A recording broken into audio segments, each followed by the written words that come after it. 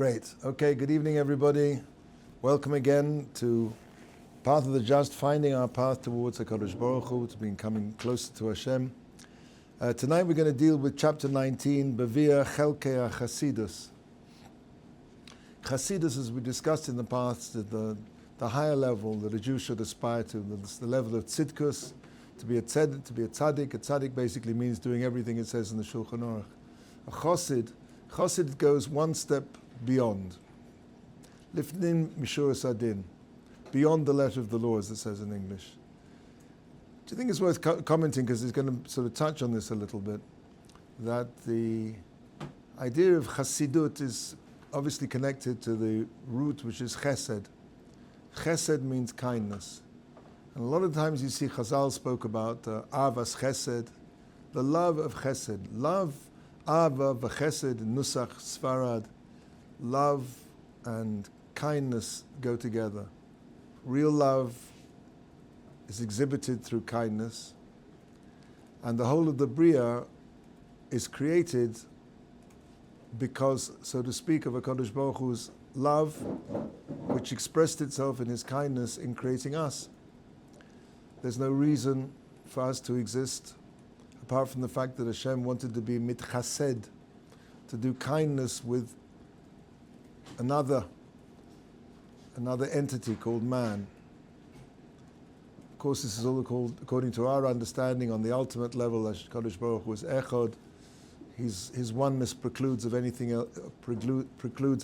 existence of anything apart from Him. But on our level, Nefesh HaChaim goes to this in great detail. From our perspective, where there is a world, we understand that the whole creation of the world was predicated on chesed.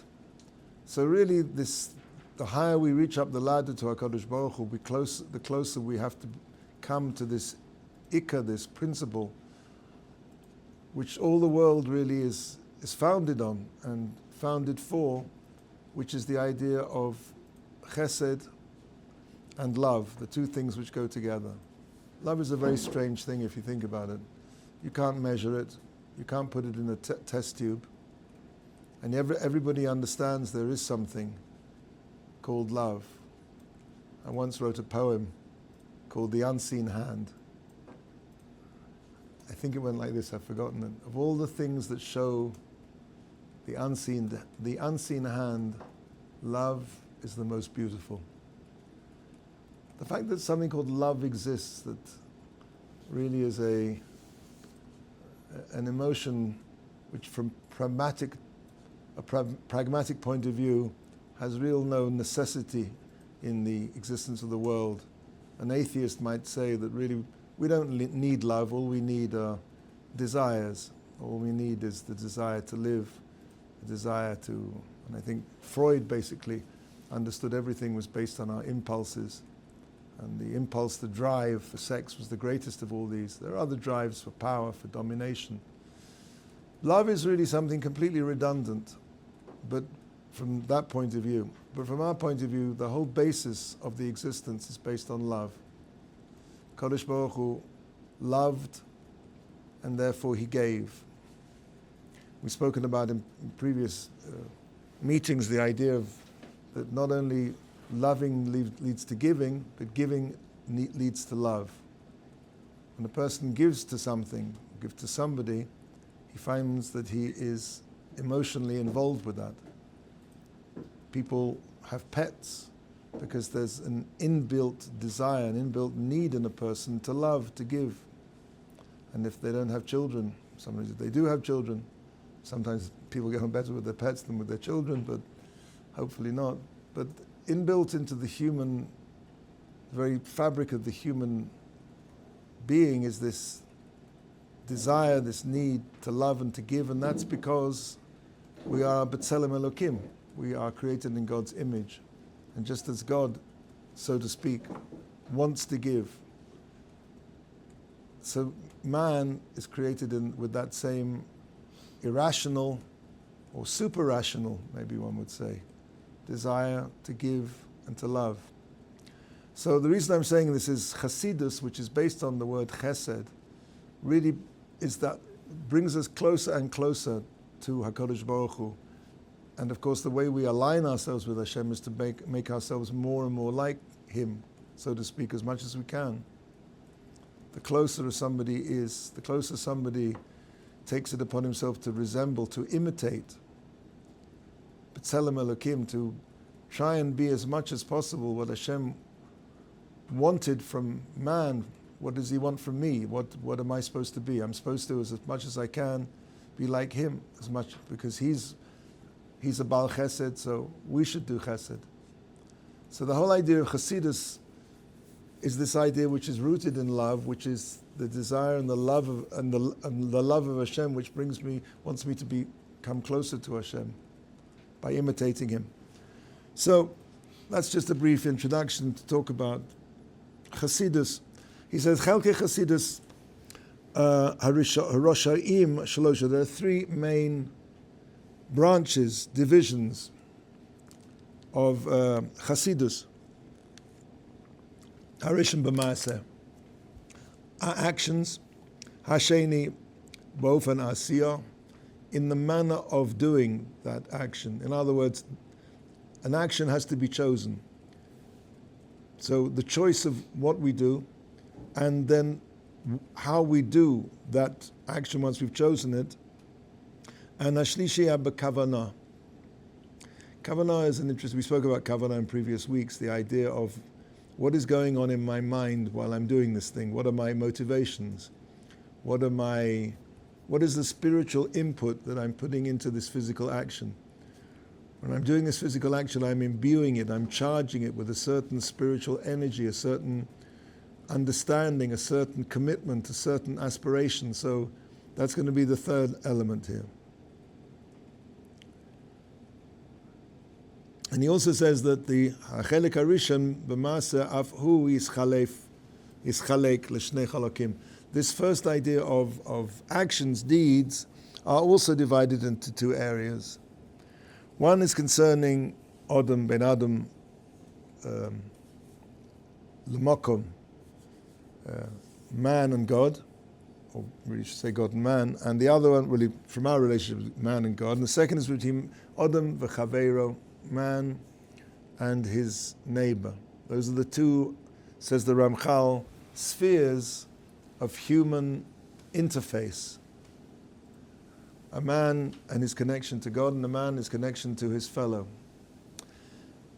There is a third relationship that a man has.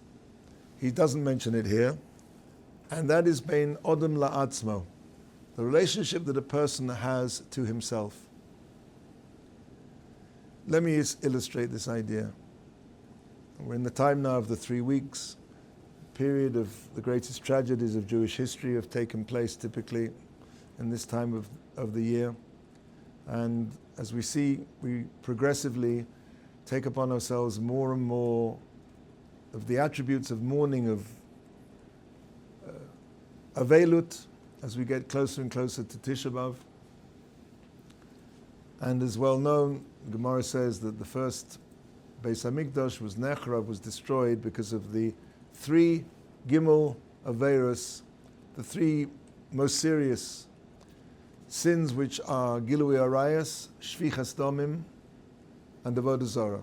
Avodah Zarah means idol worship, Shvichas Damim means murder, and Gilui Arayas means sexual immorality. These three are parallel to the three areas. They are the ultimate breakdown of the three areas of the relationship of man in the world. Obviously, the ultimate breakdown between his relationship of man, ben Adam Chavero, is Avodah Zarah. Idol worship is the antithesis of closeness to HaKadosh Baruch Hu, the ultimate breakdown of Adam L'Makom. The ultimate breakdown of the relationship between man and his fellow, Adam L'Chavero, is obviously murder. Murder is the antithesis of V'ahavta l'recha kamocha. That's the ultimate breakdown of that relationship. Now it's interesting, the ultimate breakdown of the relationship between Adam la'atzma, man and himself, is sexual immorality. Now, of course, apart from the fact that there are isurim in the Torah which prohibit certain physical relationships, and therefore they are aveiros, and therefore one could understand, of course, on every level, bein adam lechaveiro as well. Somebody killing somebody is also a breakdown in your relationship with the Kodesh Baruch Hu, because the Torah says don't murder. But apart from the obvious base level transgression of the mitzvah, we're dealing with sort of areas of the breakdown of the relationship, and the breakdown of Adam la'atzmo, the breakdown of with a person's relationship with himself, is in relationship to Gilui Arayas. Sexual immorality is a breakdown of the relationship between a person and himself. It's arguable that if it were not for prohibited in the Torah, sexual immorality could be under certain circumstances. Don't get me wrong, I'm not saying, condoning it in any way at all, but I'm saying in a certain sense it doesn't hurt anybody. It's not murdering anybody.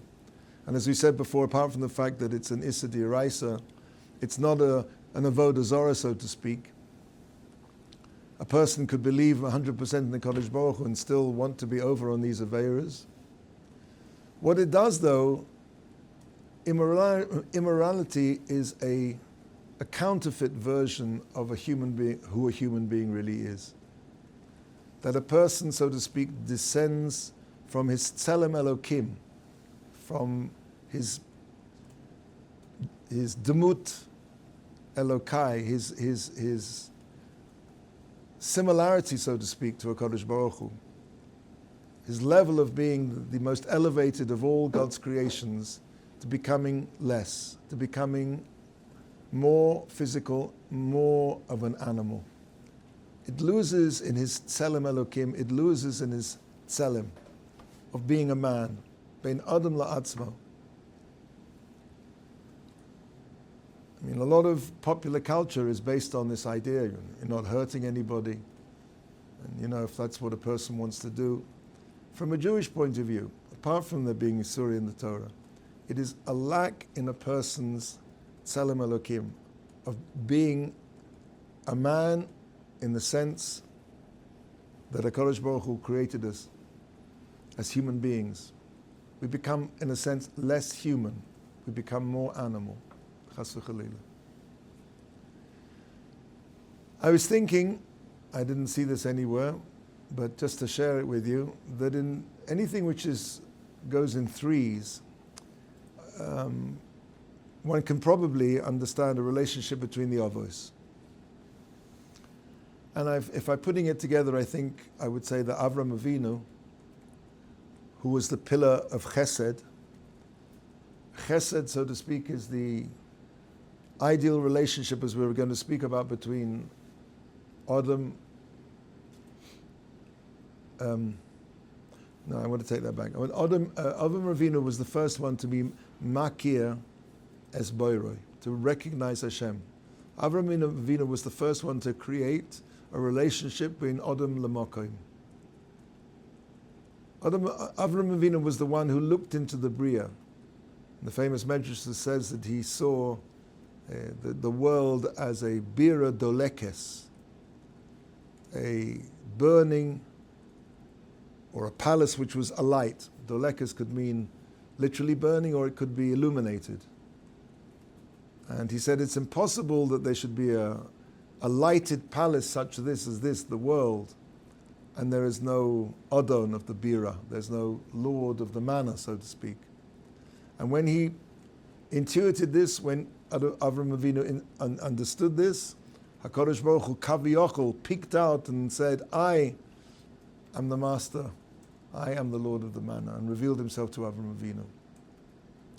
I once heard in the name of Rav Shapira Zatzal that Bira Dolekes, as we said, can also mean that it's on fire. Fire has the ability to reduce everything to its total elemental components. everything becomes reduced to ash, to whatever unifies everything in the Bria.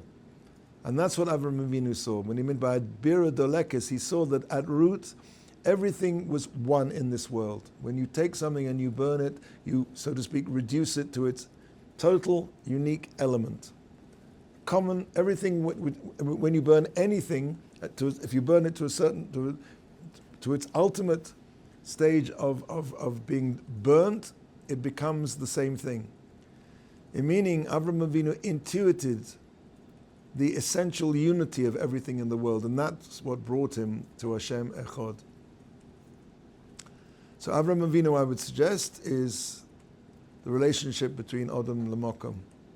Yitzchak Avinu is the relationship, maybe we could say, between Adam Lechavero. You could probably say the other, I'm just thinking now I could say it the other way around as well, but let's go with this Mahalach. Because if the opposite of Yitzchak,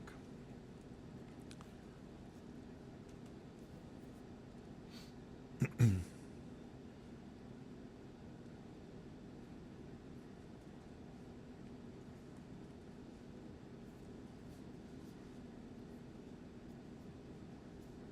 you know something? I want to leave this because I know I see a flaw in my story, so and I will come back to this. I want to rethink it. Okay, so let's get back to the Mesilas Yesharim.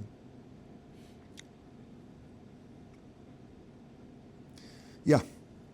So as we said, the Chelek Rishon is between Adam Lamokum. He says there are only two relationships here. Why he leaves the third one out, I'm not sure. But the two relationships he describes are bin Adam Lamokum and bin Adam Lechavero. So he now starts talking about the Chelek Harishon V'Rishon Shehu B'Maaseh bin Adam Lamokum, a man and Hashem. V'inyono kiyum kol hamitzvos kol dikdukim shebehem ad mokum sheyad ha'adam magas, to fulfill all of the mitzvahs to the nth degree, as we might say in English. Ve'eleim hashikarim hachochamim sharei mitzvah. This is what's called the Yesharim means the leftovers of the mitzvahs, but it means everything that's possibly connected with the mitzvah. As it says in Sukkah, the Gemara Sukkah, Sharei mitzvah ma'akvim es ha'puronos. It prevents punishments. Because it's true that without completing these diktukim, these extremely precise ideas, which are called the Sharei mitzvah, a person discharges his obligation. And of course that would be enough for the general klal of the Jewish people. But a person who wants to be, again, this is for somebody who wants to become a chosid, he has to increase these as much as he possibly can to fulfill all the diktukim.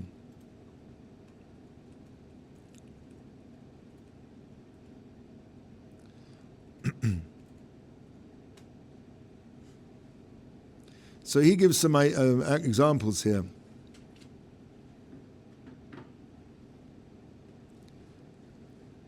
This is an interesting example. He says to return l'sheva veda shemitzad hadin ein chiyuv. A person takes upon himself to return a lost object, even though mitzad hadin, from the strict letter of the law, he's not obliged to.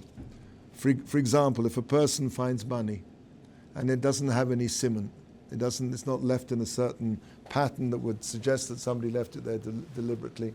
If you find money in most circumstances, you have no obligation to try and find who it belonged to. But it would be considered midas chasidus to go out of your way and say, put up a notice to say, did anybody leave a sum of money, I don't know, in the base medrash and after mincha this afternoon? You're not mechuyev to do that. Because the idea is that a person understands when money falls out of his pocket, he's miyayish from it, he, so to speak, despairs from ever seeing it coming back to himself, and therefore he relinquishes his ownership of it. So it basically becomes ownerless. But even though, technically speaking, it's ownerless, but a person who wants to be mitchased, wants to be a chosid, he should do his best to try and find who owns it. That's one example he gives.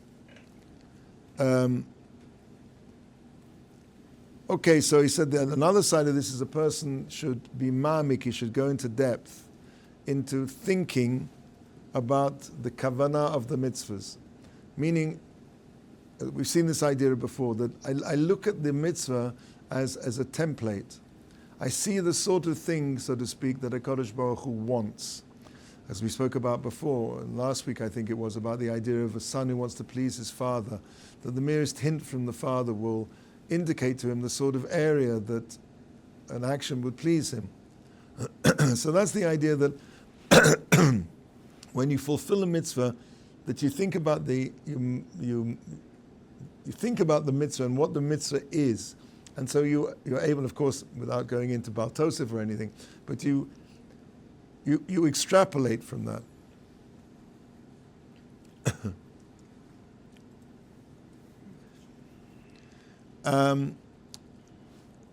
Okay, so that's one. That's what he talks about, the Sharia mitzvahs. That's been Odom L'Mokom. Now, the next part we said is Chelik HaSheni, Shebarishon. We talk about the actions now of Chassidus. The actions, the second part, was that between Odom L'Chaveiro, between man and his fellow.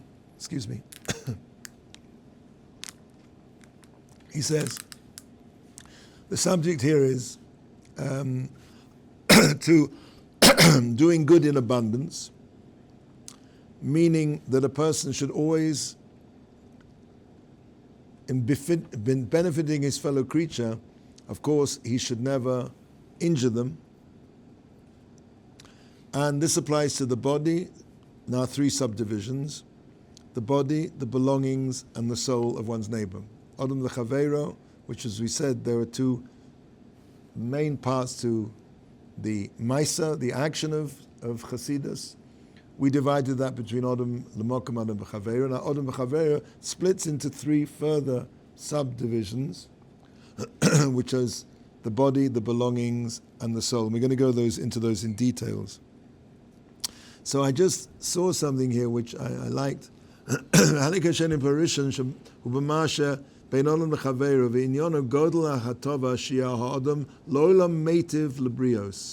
He should always, what does this mean? He should always be doing good. You can't always be doing good to people. What does it mean, he'll always be doing good? So that's a beautiful explanation here. Meaning that, and in this regard, it's separate from somebody who is not a chassid. And that is that somebody who's a chassid is constantly thinking about the potential to be able to do good to other people. He goes through his life thinking about, proactively thinking, how I can make somebody else's life better. In one of these 3 ways we're going to discuss, physically as far as belongings are concerned, or spiritually. That is his way of going through life. I don't know if I told you the story before, I probably have, but just something very nice happened to me a couple of years ago. At one point I had this big car, which the battery went flat. And it wasn't the sort of, it was such a big car that it was not something that easy to get started again. You know, these little battery charger things, just, it was like a joke. So this fellow stopped, Israeli guy, and he said, you know, what's happening? So I said, the car's flat. So he hooked up the cables to his car, and, you know, we went there about 10 minutes, didn't work, and he tried all kinds of things. He was there for about half an hour getting my car started. After several attempts of, you know, I mean, most people would have just, like, after the first attempt go, well, yeah, sorry, can't help you. But that wasn't good enough for him. He stayed there until my car was working. I said, thank you so much. He said, Ma, lo banu la'olam le'echol glida. We didn't come to the world to eat ice cream. So that's a person's, you know, that's somebody who's a chassid. I didn't come to this world to eat ice cream. I came to this world, I was put in this world to help other people, to be good to other people. And that's why you can do it tomid. even if you're not physically actually doing something which is helping somebody else. But that should be your Weltanschauung. That should be your worldview. That is the way you should walk down the street with that in your mind. That you should constantly on your radar be thinking, where is there an opportunity for me to fulfill Hashem's Ratzon, to do good, to help? Yeah, that's what he says here. And not about the ice cream. And he says, "V'lo meira," not to do any bad to anybody. Lo oseh shum pa'ula im yitakein v'teitze mikach ezer ra. In other words, he spoke about this idea in the past. A person has to have eyes in his head. Mia chacham haroed esanolad. Who is a wise person? Somebody who sees what his actions are going to engender. And a person has to think very carefully. Will what I'm about to do, and it could be even in the context of something which is a chesed, and I'm trying to think of an example, it could be that that's going to cause some negative effect. So he has to figure out a way to do that. For example, let's say you have, as a father, this is something that you have to be careful of, like if you do something nice to one of your kids, you have to do it in such a way that doesn't make somebody else jealous. Maybe by doing this hatava to this particular son or daughter, then somebody else would be jealous. Or there are many situations where not only thinking about your actions, that actions which of a neutral kind are not going to echo down the line into something which is going to be negative, but even the good actions that you're doing, you have to make sure that there's no tzad, or you have to do them in such a way. Okay, so he says this is now talking about the body. That's the first of these three subdivisions. Beguf sheyur mishtadel la'azor kol adam b'ma sheyuchol v'yokel mishom ma'alehem. Person has to help everybody in every way he can and lighten their burdens. When it says in Avos, v'noiser ba'oil am chaveiro. A person should take upon him, together with his friend, his yoke. I mean, quite literally, obviously, let's say in an agrarian society where people were using cattle and lugging stuff, though that would have a very literal application where you go and give the guy a hand. Somebody's schlepping, nowadays as well, you don't have to have an agrarian society, somebody's bringing stuff into the yeshiva and he needs some help, help him carrying his clothes, his bags or whatever it is. So that's literally, but of course there's another side to that, and he says here, a very nice idea.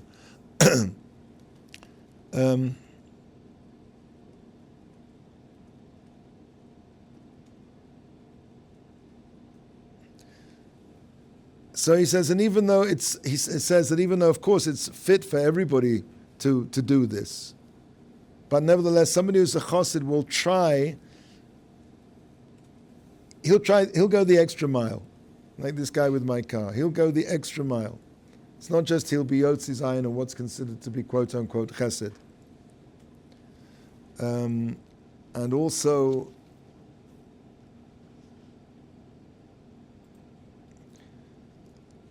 I saw this, I don't know where I saw it before. Nosa el b'chavera also could be something like going to comfort somebody who, Rahman al-Litzlan, lost somebody close to them, to remove the burden from them, to share with them, share with the noisa oil to comfort them in whatever way one can. That's also an aspect of being noisa oil b'chavera. And of course, if he can prevent some bodily harm from coming to somebody or to remove that which threatens such harm, he is mechuyev to do so.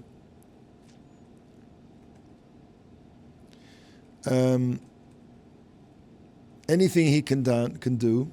Let's, for example, somebody has problems in his business, or he's not good at counting. He should go over and say, look, I can help you with the business, I can help with your accounting, or I can find you an accountant, or anywhere, anytime you see somebody is lacking in some way.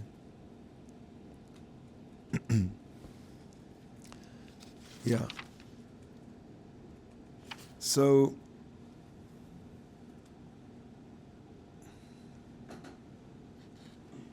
that's the first aspect we've been talking about.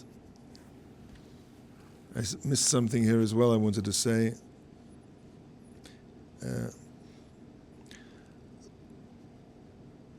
Well, let's say somebody got ill, Khalila. A chassid will say, he's not going to say, well, just go to the Kupat Cholim. He'll take it upon himself to try and find, there are organizations which actually do this.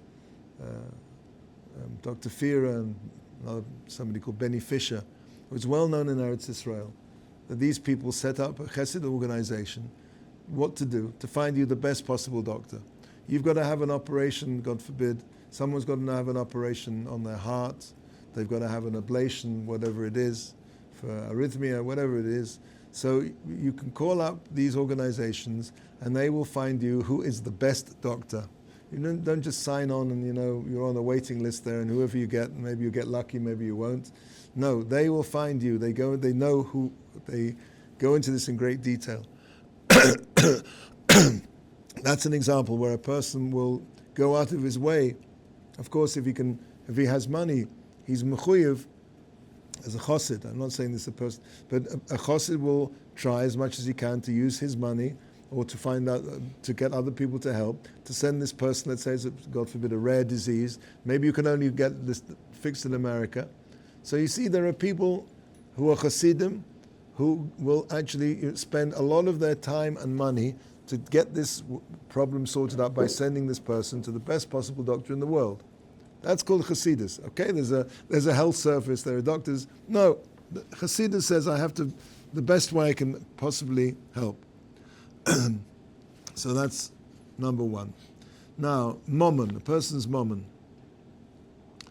So the idea here is a person has to help somebody else, his fellow, as far as he can, and protect his property against damage in every way he can.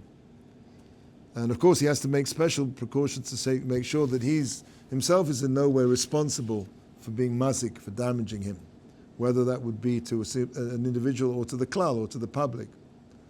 And also, Chassidus implies that, again, we saw this idea before, even though there's no immediate concern, but again, have eyes in your head, see where things are going. You must make sure that nothing that he's doing now is going to cause damage down the line.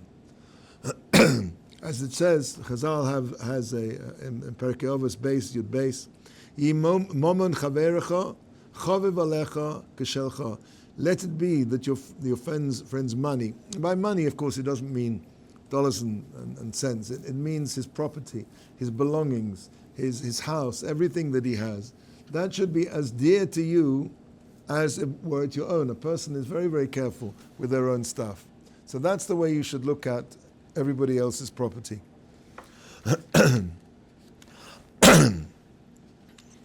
Okay, so that's the second way.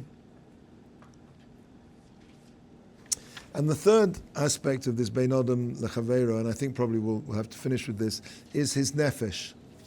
To strive in this way to give a person, when we talk about nefesh, to give him as much what's called koras ruach, to make a person happy. Go out of your way to make a person happy, to give him, to lighten his spirit. Whether that is by giving him kavod, and he says something interesting here. And even though, let's say, that person himself is obliged to despise kavod, like, often you see when a big rabbi comes in the room, that and you try and stand up, don't get up. You should still get up. Even you should be mechabed him, even though he doesn't want the kavod.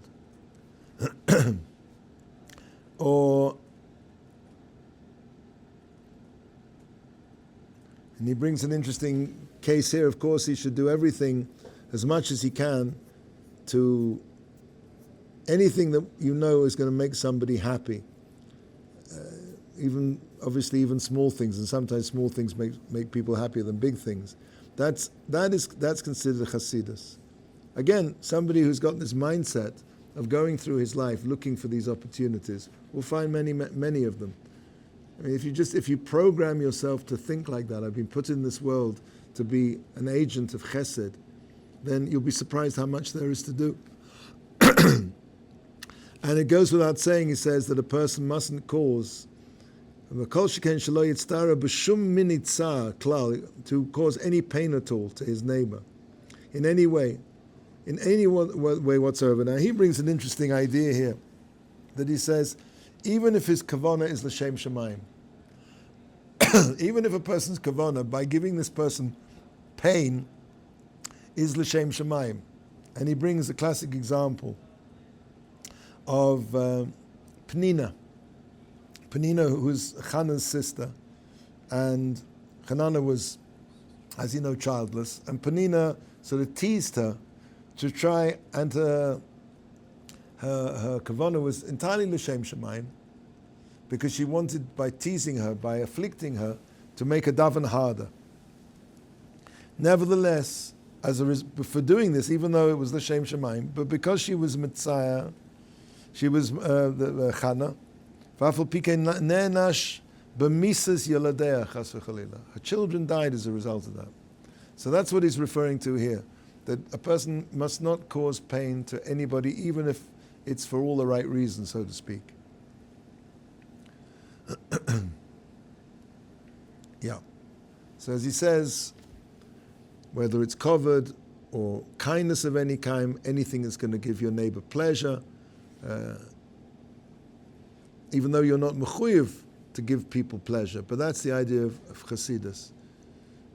To think, as we said, and to be careful not in any manner whatsoever to give pain. And all of this, klal kol zehu gemilas chasodim, as we spoke about at the beginning. Gemilas chasodim, kindness is the root of chasidus, chesed. Asher hifligu chamim, as it says,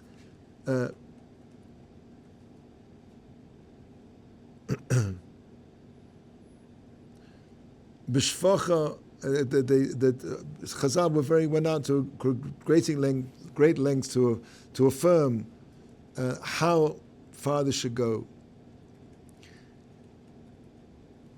and that is that uvechlal zeh redivas shalom shehu hahatova haklalius ben kol adam lechavero, the pursuit of peace. Kodesh Baruch Hu, that's the Kodesh Baruch Hu found nothing better in the world than than shalom. Oseh shalom bimramov, hu yaseh shalom aleinu. Shalom is the ultimate expression of love and the pursuit of peace.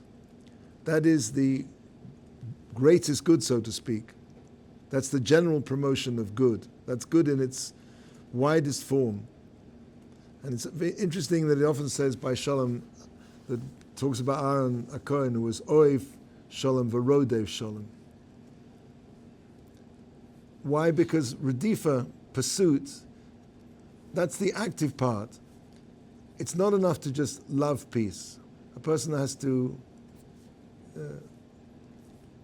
pursue it, to go after it. That's the whole principle we've been talking about tonight, to be proactive.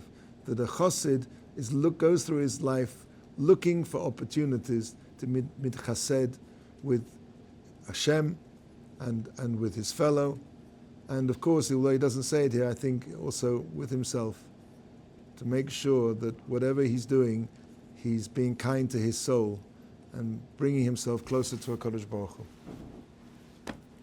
Yes, sure, questions? Yeah, so how does this whole idea of... You can let it go. How does this whole idea of proactively trying to find opportunities to do chesed for your fellow, how does that work within the model of Talmud Torah Keneged Kulam? How does it work within the model of Talmud Torah Keneged Kulam? Sounds meaning like you're taking a whole lot of time to, your business is struggling with its accounting, here, let me go and help you out, but shouldn't this person be investing more in his own spiritual growth as far as it pertains to learning Torah? I mean, obviously you're supposed to go out there in the world, but Talmud Torah Keneged Kulam doesn't mean anytime any person has an issue, you need to go get involved in it. Okay, so this obviously depends very much on the person. If you're really a person who spends 18 hours a day with your Gemara open in front of you, then it could be, I'm not saying for sure, because of course it may depend on, this is something that only you can fix. B'makom, right, ein ish. I mean, again, it's difficult to talk in general terms, but it could be in a certain situation. There's a thing called a mace mitzvah, that even a Kohen Gadol has to bury a dead body that he finds if nobody else is going to bury it. So we see that there are situations, so somebody who's a big Talmid Chacham, it could be that, but he could still make the effort to find somebody who could deal with it. Now, most of us, I don't know about you, maybe I'm not giving you the proper covered here, but I'm not sure most of us are on that level where our days are so full of learning that we don't have, for sure in terms of just thinking about things. You know, in the time that you walk from the dining room to the base medrash, what's your thoughts be of? The people you're around, you see the people, how's he doing?